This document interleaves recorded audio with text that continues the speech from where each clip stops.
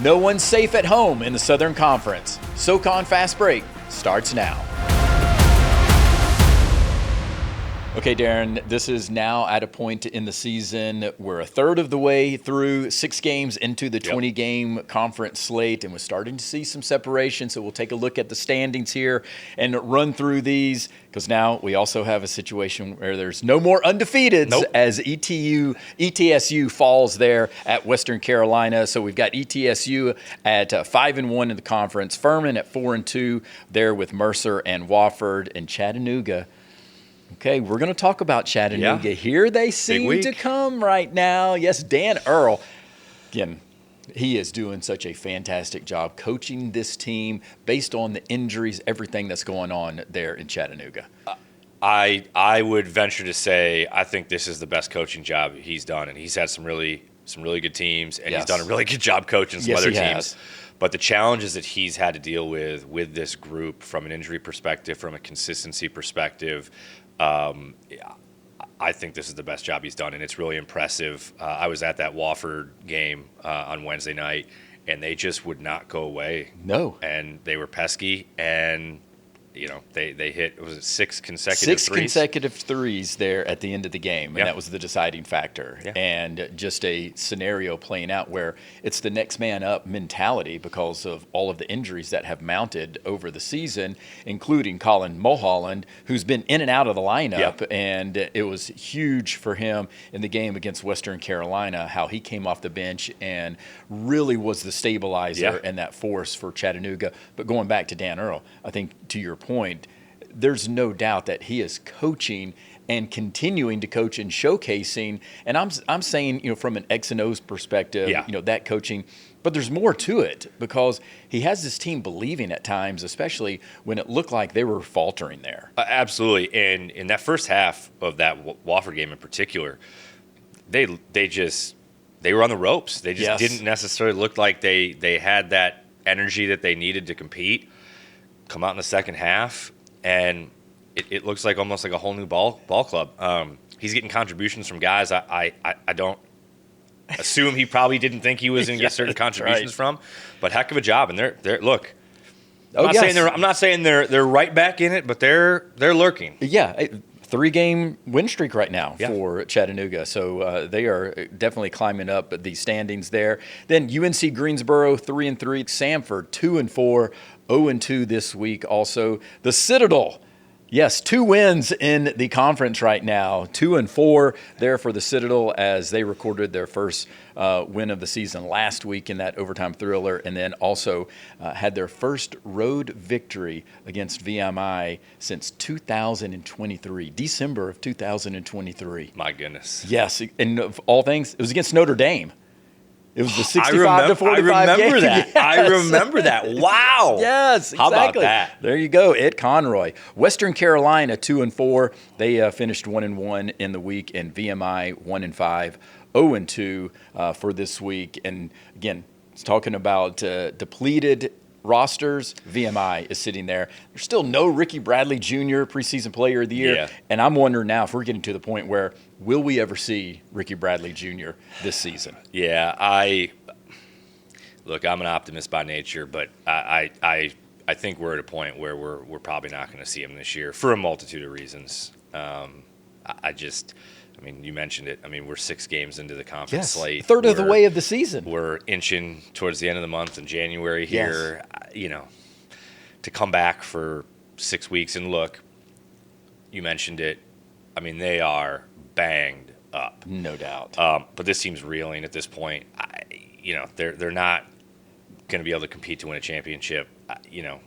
It just doesn't make sense at this point for Ricky Bradley to come back. That's right. It pains me to say that. Of course it does. Because I wanted to see him play, but I just don't know. Yeah, and that's a tough one to lose there. The Military Classic to the Citadel at home. All of the Keydets are there, basically. It's a night game, and there's a lot of optimism going into it. And I think a lot of people had that game circled because it is the Citadel, and we know the rivalry there between the two schools, and now it's split evenly. 63 wins for both programs against the other team there.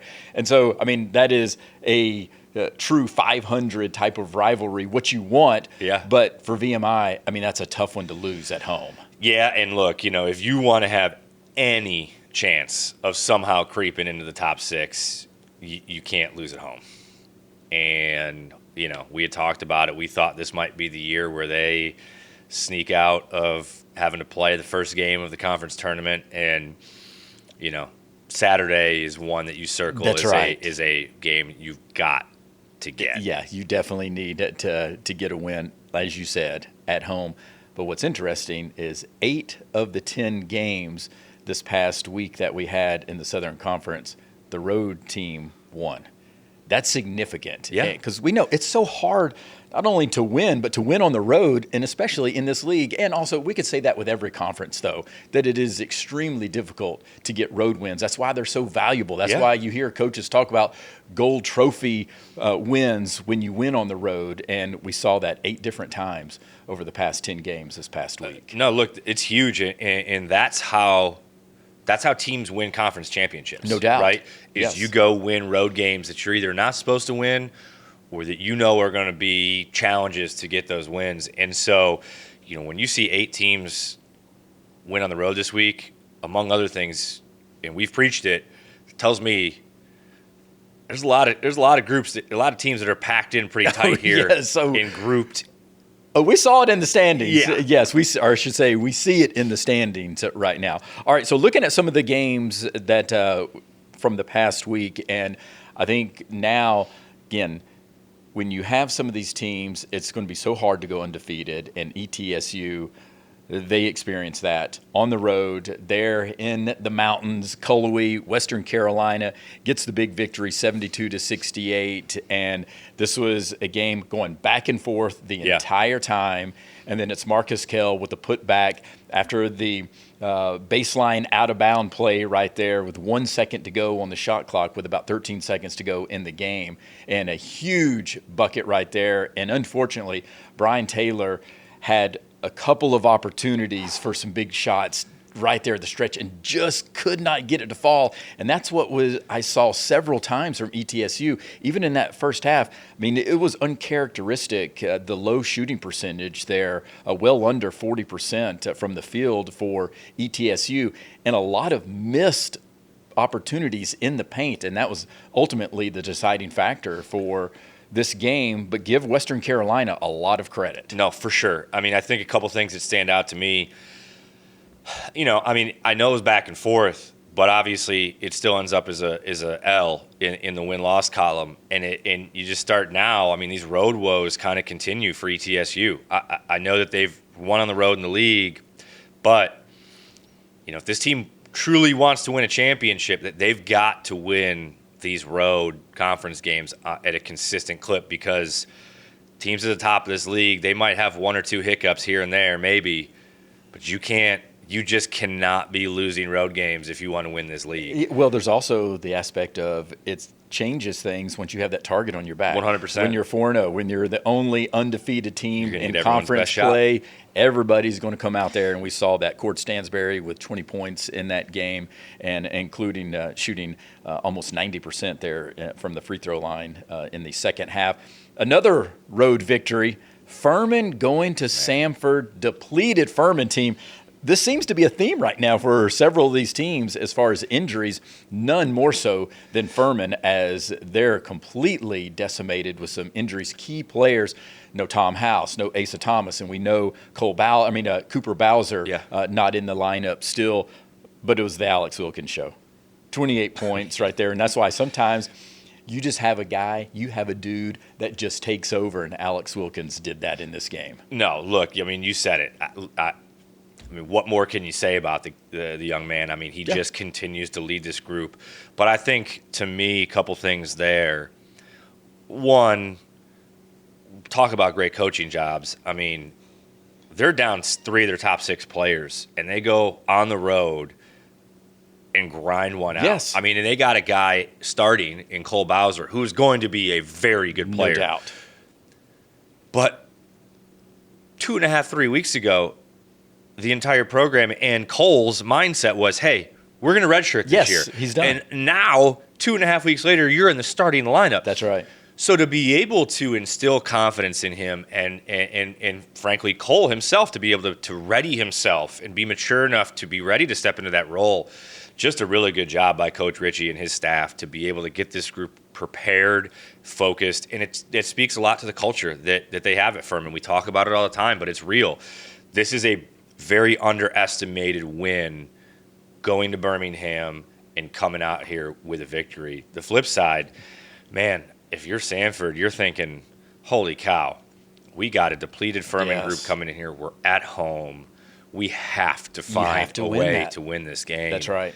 And so, man, I mean, I think they certainly let one slip away there. They definitely did. Charles Johnson with another big game also. And then just even from the perspective of how you talk about Cole Bowser and having the redshirt opportunity, I'm very frustrated with college basketball, especially coming from the NCAA, that you can play 4 games in college football and still redshirt. Yeah. In college basketball, you step out on the court. You're done.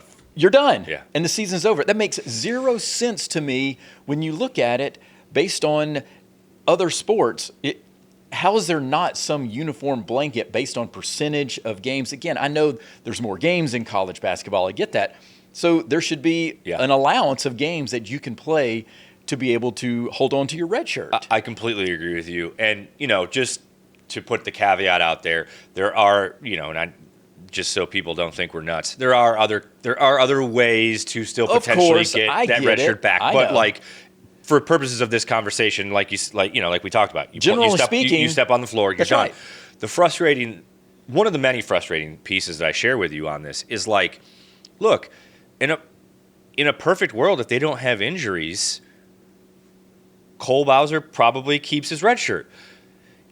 It's so frustrating that they have injuries and the kid gets punished essentially by the NCAA because Furman absolutely needs him right now. But it's not Coach Ritchie, it's not the staff, it's not the school, it's not Cole Bowser's fault that they've had these injuries and now he is forced into action. And when forced being the loose term, he's played very well.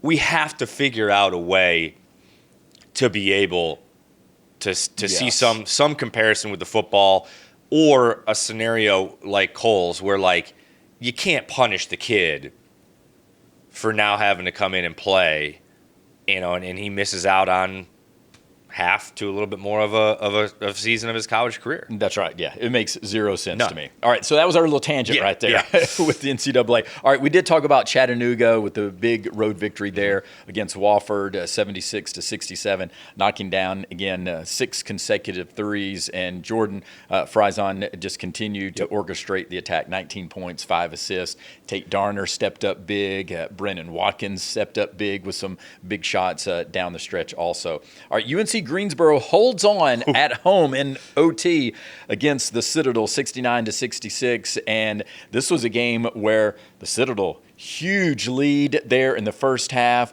playing extremely well, and UNCG, they just fight. They claw their way back there in the second half, and Justin Neely keeps them close and then hits some massive free throws down the stretch, and UNCG somehow holds on to that home court advantage and takes home the win. They did, and man, this is one, if you're the Citadel, you're leaving there so frustrated because you had this one. You should have had it, and now you're literally looking at a 3-game winning streak, and you're 3-3 in the league. That's right. I mean, that's what I'm saying. You have a chance not to have to play the first night of the. They didn't win any conference games last year. Yeah, and so now you had that. You just missed out with 3 conference wins already, 6 games into the conference slate. But credit to UNCG for not quitting, grinding it out like you said. And I'll tell you, down the stretch, they defended. They did. And they got stops. In overtime, late in regulation, the last couple possessions and the first couple possessions in overtime, the Citadel, they could not get anything going offensively. They couldn't get anything attacking the rim. They were going east-west a lot instead of north-south. So credit UNCG for finding a way to dig down and pull that one out, because the hole they dug themselves, a lot of times, whether you're home or on the road, you expend so much energy just to get back into it. that you just don't have enough. A lot of down the times, stretch. you can't get over the hump. Yeah. Yeah, we see that quite a bit. All right, Mercer at VMI as they get a road victory. And this one was much closer than the 10-point margin there, 77-67. But this one's going to be remembered for Armani Mighty. 25, not points, 25 rebounds in this game, as that's the second most in Mercer history and also the most there in Cameron Hall, there in Lexington, Virginia, at VMI's facility. So that's pretty special right there. There's been a lot of games played in VMI. Yes, there has. That's the most rebounds in college basketball since 2023. Also, Oscar Schwebue there for Kentucky. Yeah. So that's pretty special because he could rebound too. And he's continued to rebound in the G League Yes. at a high clip. No, that's I mean, he's been. I mean, we've talked about it before, but he's been a massive piece for that Mercer Bears team. That's right. Another road team gets the victory last second. Yeah. Basically, I mean, the ultimate last second as Blake Barkley saved ETSU and the Bucks with a game-winning tip right there at the buzzer. He finished with 26 points and 11 rebounds, and he was clinical, efficient. Yeah. I mean, insane. But it was Keaton Norris hit the big shot there to put Samford up, and then here come the Bucks, and just you got to be able to box out. You got to be able to get a rebound right there, and somehow Barkley does just enough to get the rebound and the tip in right there, and the game winner. Man, how about his emergence? Yes. Look, they've got to figure out a way to play better on the road, as I mentioned earlier. But man, if they can figure that out, but it's tough. That's the difficult thing. It's tough to win. It is on the road. It is, and look, I mean, Samford, tough loss to Furman. They're coming back, and they know they are desperate to get to 1-1. But yeah, I mean, Blake Barkley, his emergence has been really, really impressive, and I mean, that team is just they're scary when they're really clicking. When they're clicking, yes. Another team that's scary when they're clicking, especially on offense, Mercer. 102-92 another 100 against performance. UNCG. Yes, another 100 points here in the conference. Yeah. 3 games in 6 games of conference slate that Mercer has scored over 100 points. It's a great point. These are not non-1 opponents that you're playing in November and early December. Yes. I mean, these are conference games that are. Look, you know this very well too. You get into conference, there aren't many secrets, right? Like, people know who you are. Teams know who you are. Yes, and no so doubt. I mean, wow. Yes, almost 61% from the field in that game. You're going to win a lot of games when you have that type of production, and production from Baraka Okoje once again. Yeah. He lived at the line, going 14 of 18 on his way to 25 points, and also we did see 20 points and 13 rebounds from Armani Mighty in that game as well. And Zaire Williams had a big game there too. Yeah. Wofford wins the I-85 rivalry there at Furman, 74-70, and Niels Mahovsky and Kamari Holmes combined for 40 points there to lead Wofford past the Paladins there in Greenville. And this was a game where it looked like it was going to be a blowout, even with the depleted roster there for Furman. And unfortunately, you see Mason Smith go out early in that game, and he was a guy who had some production there on the road against Samford.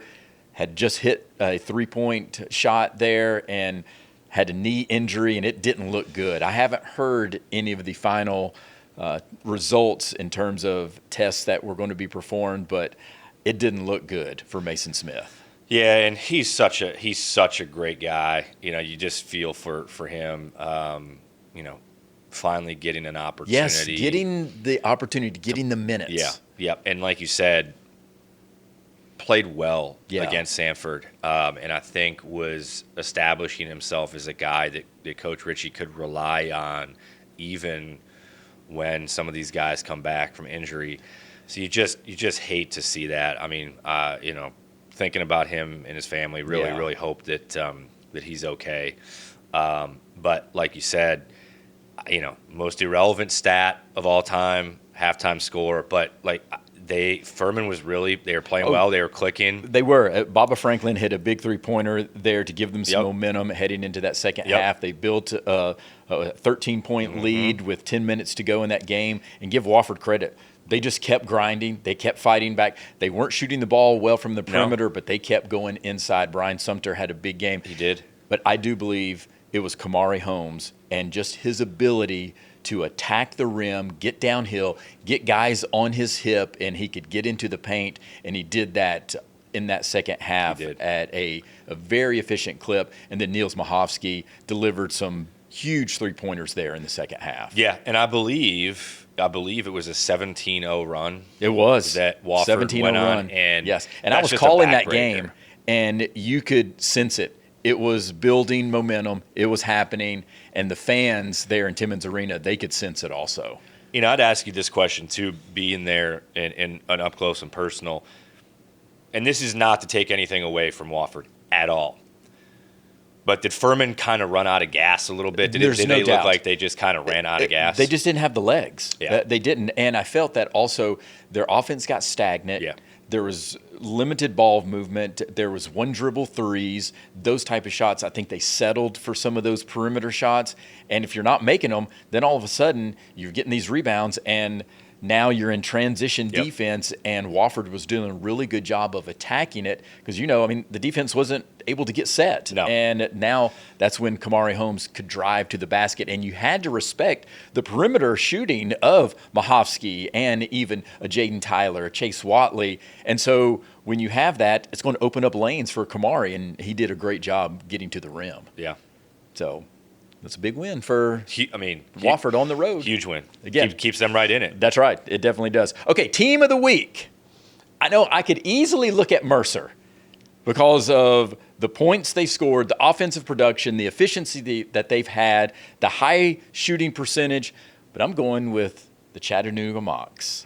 Based on the 2 road wins there against Wofford and Western Carolina, and again, looking at the totality of the team and the depleted roster from the injury perspective, and I think the starters are playing a lot of heavy minutes, but they haven't faded. They've actually almost seemed to get stronger in the second half with both of these games. And again, it's like the next man up mentality. They're 30th in the country in free throw percentage. They're at 77%. They're 11th in the country in 3-point field goals made at 11 per game, and they're leading the conference at 36% from beyond the arc. And Dan Earl just got his 150th career as a Division I head coach, and that goes back to what you were talking about. Dan Earl is doing a fantastic job coaching this team this season. Look, I wanted to find another team to just have a different conversation. I think it's Chad as well. I just don't know how you can't go with them. They shot about roughly 50% from the field this week. Yes. Like I said, I was at that Wofford game, and you looked at them in the first half in a couple of those media timeouts. There was no talking. There was no rah-rah. It was a lot of just kind of blank stares. Yeah. And I was sitting there looking, wow, this team might be – I can't believe I'm saying this, but this team might be done. And they come out, and Coach Earl makes some great adjustments at halftime, and he and his staff get that team going. Like we talked about earlier, they hit the 6 threes in a row. And that, I can't say enough about how well he has coached those guys up. Yes. And Brendan Watkins, big week for him. Yeah. This team, I think, is clearly different when Colin Mulholland can give you minutes. No doubt. But you feel for him because I hadn't seen them live for a while until this past Wednesday. And you can tell, you just feel for him. He's not moving well. No, he's not. Yeah, but he was the difference maker in this game against Western Carolina. He was. There's 16 points in 14 minutes. Yes, exactly. That's highly efficient right there. And also going back to that Chattanooga Wofford game, there's no doubt that the air seemed to be let out of the building when Luke Flynn went down with the injury there. Yeah. And from all reports that it's not season ending, so that's very good from there.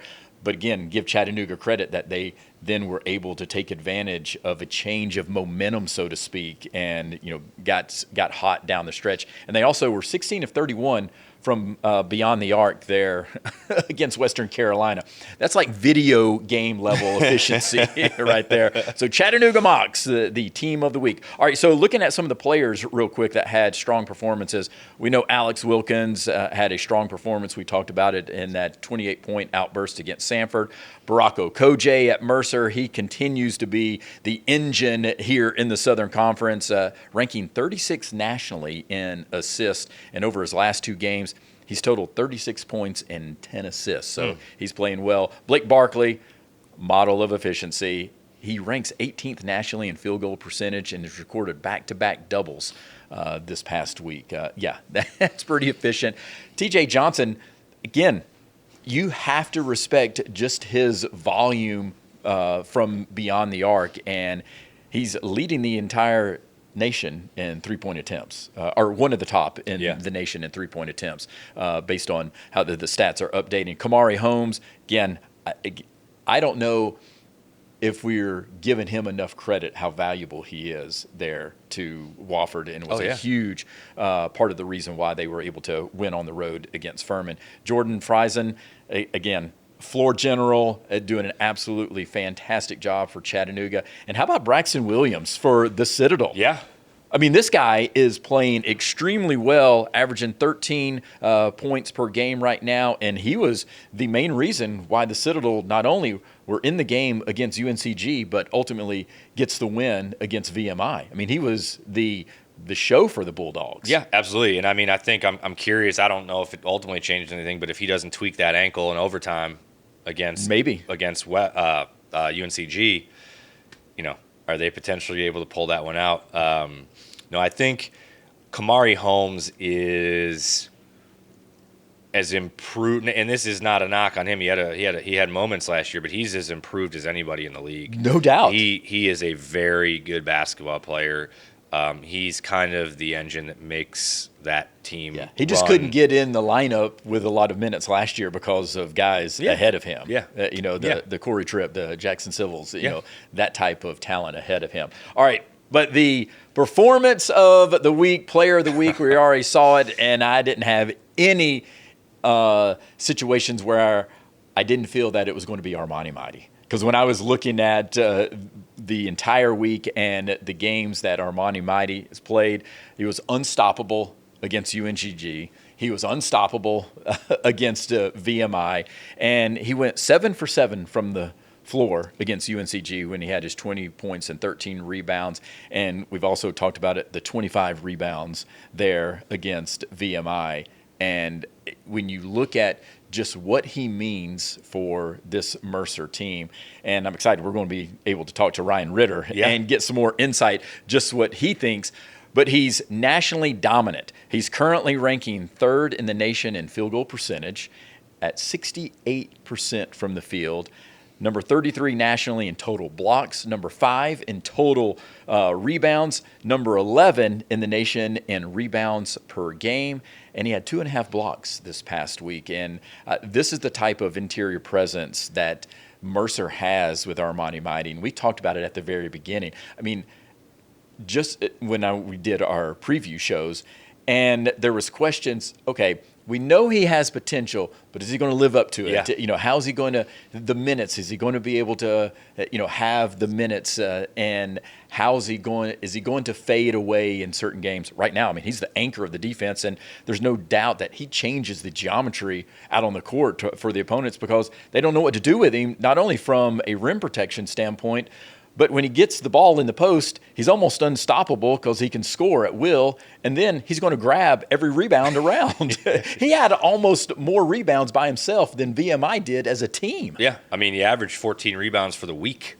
No, it's funny, and we talked about this a little bit before, but this is the first time in a handful of years that we've had this many good big guys in the Southern Conference. It's such a perimeter-oriented league. But we are consistently talking about a lot of these bigs that are making major contributions and frankly being difference makers at a very high level to teams' success. And Armani Mighty is certainly at the top of that list. He definitely with is. What he has been able to do on both ends of the floor, done a good job of staying out of foul trouble. He and that Mercer group. Yeah, and he runs the floor. He does very well. He does. He is a mobile, very large man. Yes, he's a high major big man in the Southern Conference, and we're seeing some of that. All right, stat of the week. We'll continue the theme with rebounds. So there's 3 Southern Conference players that are ranked in the top 16 nationally in total rebounds. You've got Justin Neely sitting there at number 2 with 216, Armani Mighty at number 5 with 199, and Charles Johnston sitting there at number 16 in the nation with 181 total rebounds. And then there's also 3 in the top 25 for defensive rebounds per game. Justin Neely at number 2, Charles Johnston at number 14, and then Armani Mighty at number 22 with 6.5 defensive rebounds per game. So we're seeing some elite level rebounding here in the Southern Conference, and even it's carrying over to the national stage and showcasing that, hey, don't sleep on the Southern Conference. We keep saying it.